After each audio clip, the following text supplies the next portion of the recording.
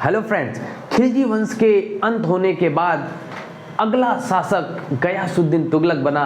गयासुद्दीन तुगलक का नाम गाजी मलिक था। और दोस्तों, खिलजी वंश की समाप्ति के बाद जब गयासुद्दीन तुगलक राजा बना तो उसने देखा कि उसके दिल्ली में निजामुद्दीन औलिया जो कि एक बाबा पीर हुआ करते थे, उस समय बहुत ज़्यादा पॉपुलर हो गए थे। और ये किसी भी राजा को अच्छा नहीं लगेगा कि उसके रहते कोई दूसरा पीर या बाबा उनसे ज़्यादा पॉपुलर हुआ बैठा है। इसलिए वो बहुत ज़्यादा उनके पॉपुलैरिटी पर गुस्सा होता है और कहता है कि निजामुद्दीन औलिया दिल्ली छोड़ करके अगले ही दिन निकल जाएं। वो आदेश देता है और जब वो आदेश देता है तब वो राजस्थान में रहता है और राजस्थान से रास्ते में आता रहता है। आदेश देते हुए ये बात कही जाती है उससे कि आप दिल्ली को छोड़ करके निकल जाइएगा। और दिल्ली को छोड़ करके जब निकलने की बात होती है तो निजामुद्दीन औलिया को ये बात जब पता चलती है कि हाँ, मुझे ये बात राजा की तरफ से आदेश आया है कि मुझे दिल्ली को छोड़कर निकलना होगा, तो दोस्तों बहुत ही खतरनाक बात आती है सामने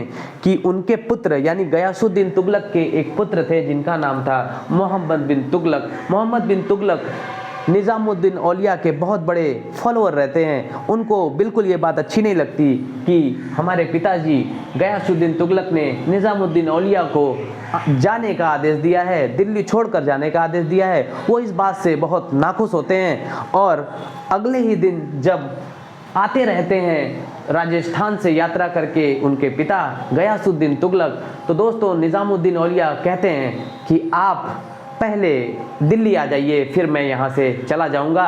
वही कहते हैं दिल्ली अभी दूर है, ये नारा भी उसी समय सबसे पहले निजामुद्दीन औलिया जी देते हैं जो कि पीर और बाबा थे। और दोस्तों, किस्मत को जो मंजूर था वो अगली रात को होने वाला था और वो समय तब आया जब मोहम्मद बिन तुगलक ने अपने पिता गयासुद्दीन तुगलक की स्वागत के लिए एक बहुत बड़ा कई खंभों पर टिका हुआ लकड़ी का महल बनवाया।